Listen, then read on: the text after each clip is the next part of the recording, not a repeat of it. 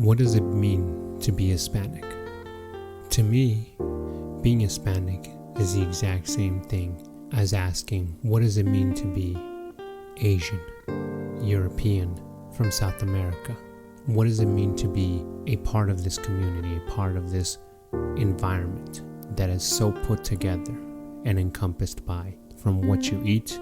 to how you speak, to the way that you interact with your people, the environment around you, the way you communicate, what you find as entertainment, what you give importance to, as well as what your day-to-day dealings are with your family. These all-encompassing characteristics of you, not only as a member of an ethnic group or a people, but as an individual, in which these are just surface-level characteristics and are not the ultimate defining factors in what makes you, you, but are just the beginnings of what can be the conversations to something that goes so much more deeper, that can be defined so much further and be expanded upon so much because of the way that we interact with each other, especially even more so than if we were a more closed off people. To me, being Hispano is all put together by what I consume, what I eat, how I speak, how I communicate, my demeanor, the things I find joy in, the things that annoy me, that I hate, the things that I find displeasure in, the things that interest me. And this is all coming from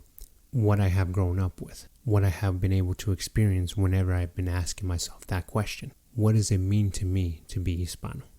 But any single time I think about this, there's always a phrase that comes to mind. And it's a very common phrase that is seldom used. Ni de aquí, ni de allá. Not from here, nor from there. And I want to break that down into two parts. The first part being ni de aquí, not from here. Any single time I've ever talked or felt I have had to think or explain about my heritage, that portion of the phrase always comes to mind. And not from here. Because it's a very common thing as a student of ESL, in which whenever having to recollect and recant my experience as a person of Hispanic descent, sometimes it feels as though I am still an outsider from that perspective, because my practices, my culture, my day-to-day dealings aren't necessarily unique, but they're foreign, just like me as a foreigner. And that also translates in the same way with dealing with parents, because even in your own community, although you are surrounded by all of these things that encompass you as a Hispanic, as a Hispano, you're still intaking a whole lot of different experiences from your surrounding, new things, new information, and they begin to conflict. They begin to conflict in a certain manner in which I've had myself in that situation where I have to question myself in a lot of ways when it comes to asking that about myself. Ni de aquí, not from here. Even in my own community, even amongst my own people, even amongst my own culture. Sometimes it feels like that. Now, the second part of that phrase, ni de allá, nor from there, also brings in some sort of conflict, because the moment that you begin to cross that border, the moment that you become introduced to this new culture, and it doesn't matter where it is you go, those new experiences will sometimes overlap or even surpass your old experiences, your old customs, your old cultures, your regular day-to-day interactions. And in adopting these new practices, sometimes you start becoming at odds from where you came from, where even sometimes when you begin to interact with your group of people from the location where you came from, for wherever it is that you were originally from, even then you're still no longer accepted as a person from being there. Where at a point where you thought you were also being inclusive of yourself and inclusive of this new experience, you were actually becoming an outsider. You were actually beginning to be formed outside of the circle. And at that point, even though you're able to communicate, you're able to speak the language, you still be able to banter, continue to recognize the demeanors and the characteristics, the behavior, the day-to-day dealings with your place of origin. Due to your new environment, you sometimes no longer are accepted where you were originally from. This is a very common thing, and that's why I mentioned that this phrase, this quote, is seldom used, because it's a little bit difficult to speak upon. Because at a certain point, it doesn't matter, even as a child, as a teenager, as an adult, regardless of who you are. You could have moved to the States or to whatever foreign country at any age in your life. And at a certain point, that phrase will creep up, especially when you're not necessarily having to explain your heritage or who you are as an individual, but when you are reflecting on who you are as this individual, as a person of ethnic descent, as a person of X culture, as a person of these origins. I have felt this many, many a times, and I am sure most of you have felt this way in more than once. But there's actually a bright side to this when it comes to heritage, because just like time and just like the world is ever evolving, things are consistently changing, so does heritage, which at a certain point, even when this phrase has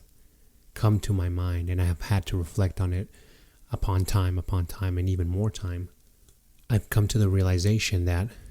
this evolution of culture and heritage isn't based off the origins of where we come from, not strictly, because even our previous origins had to adopt it from somewhere else. And what they adopted at their point in time was also met with some resistance, and was also met with some question, was also met with this phrase. And however and in whatever way people dealt with it at that time, anybody has ever dealt with this whole situation, the new addition to things that eventually became normal in the culture, normal in heritage,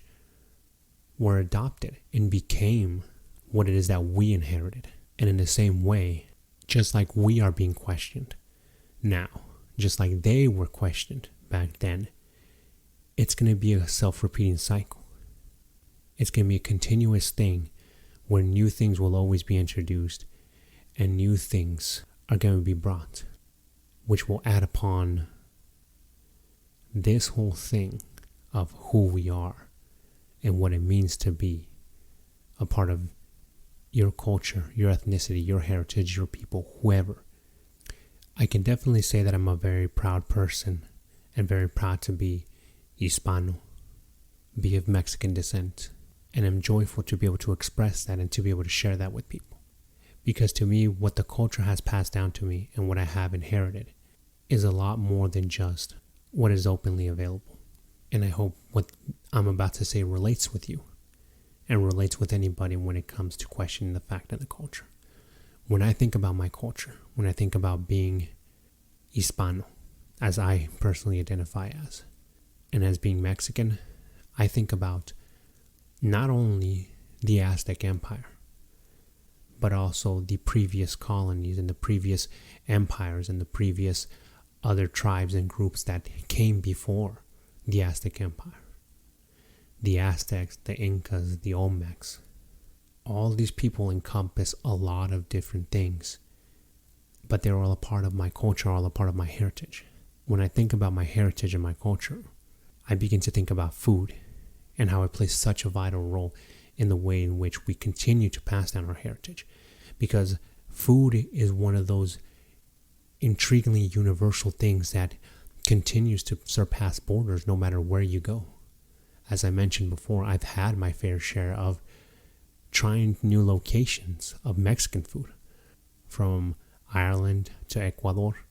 and even all around the United States. And even though it's not the most authentic, even though it's not down to the T or how I would have cooked it or how anybody I knew would have cooked it, it's still a celebration of my heritage, a celebration of my culture, knowing the fact that I was able to surpass these borders inadvertently and to be able to have this experience of having to try their version or their take of the food. And yet, although people do get a lot of flack, it is a little bit entertaining seeing people mess up these old recipes and criticize about it. It's human nature to criticize. But because we're so accustomed to seeing things happen in a very unique way, very unique to ourselves, it's difficult to become accepting of these new things infringing on our culture in the way that they do. But sometimes you just have to take it with a grain of salt. Because at a certain point, I can guarantee you, and I know I have been criminal to this too, is doing something and things when it comes to cooking other people's dishes, other cultures' dishes, and trying to make my own spin on it and have thoroughly, undoubtedly messed things up and possibly offended somebody. So it's very easy to make the criticism, but it's also just as easy taking the time to recognize that at some point you're going to do the exact same thing and you're going to be the one criticized. Continuing with heritage and my culture. My culture encompasses many, many things, from mariachi music, banda, even rock, in which all these genres come together in some certain form or way, and they represent the different cultural regions of Mexico, of Latino America, in which corridos, now in my own opinion, I cannot say that I enjoy them, but I understand their origins, where they came from the underclass, the undoubtedly oppressed people trying to be able to voice their own opinion on the current conditions and the current follies of the revolution, but also to be able to spread the stories and the folklore, the fables of old and of these new legends forming, in where banda is a festive type of music, is a festive type of genre, with very somber takes, but also very enthusiastic and joyful beats, where it's a higher expression of celebration and gleeful content. And that rock, just like its black sheep cousin, Chicano rap and Chicano hip-hop, are responses to the rebellious youth, are responses from the rebellious youth to their forefathers. Not in the way that we want to be disowned and we don't want to be a part of our own people, but we want to add, we want to create additions to this great extra culture that we have been able to already flourish with, that we have been able to expand so far upon, where a lot of these rock bands, and the most undoubtedly, one of the most important ones, El Tri, just like Caifanes, Jaguares, these bands took that information and took the stories that the original corridos from the revolution did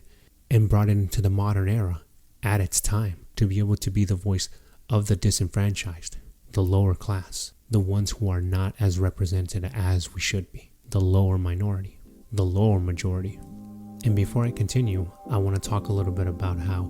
Chicano rap and hip-hop and Chicano hip-hop have also been influenced, but also have been a part of that whole rebellious youth, where, in my own personal perspective, it is one of the greatest collaborations and one of the best adoptions that we have had and given ourselves with the African American community, with that portion of the United States, the people of the United States that have also felt that discontent towards the establishment, but also the necessity to be able to express themselves and flood with emotion what they truly feel and how they feel. And then at the same time, it's also a connection to the tribal roots, in which, in the same way with the tribal roots, the same spoken word rhetoric, the same spoken word poetry,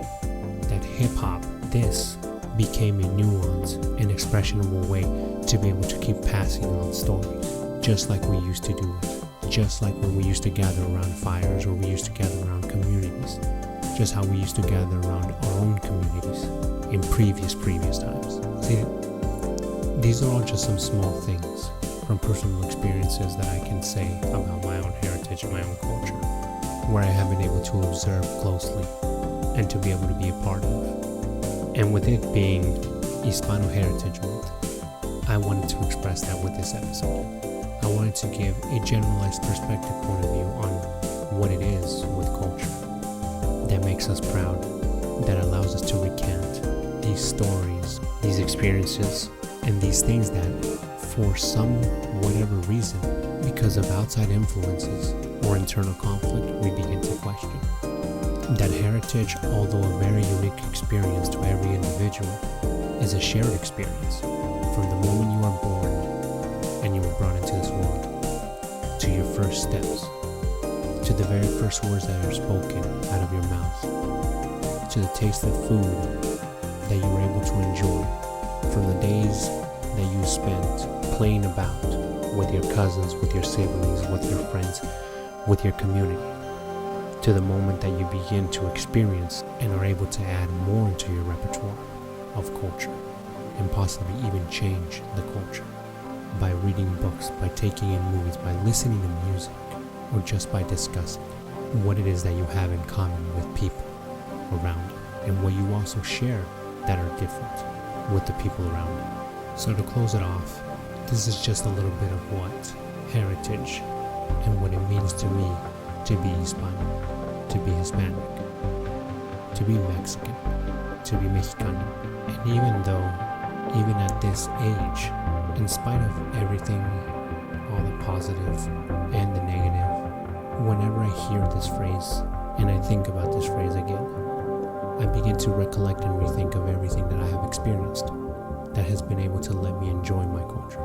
And for this time, I will double down on what it is that makes me proud and makes me understand what it is to be Hispano. Because either way, in the very end, at the very end of it all, I'm not gonna last here forever. No soy de aquí, pero qué bien me he adaptado. Y a pesar de todo, ni de allá, aunque ya no esté, me he olvidado.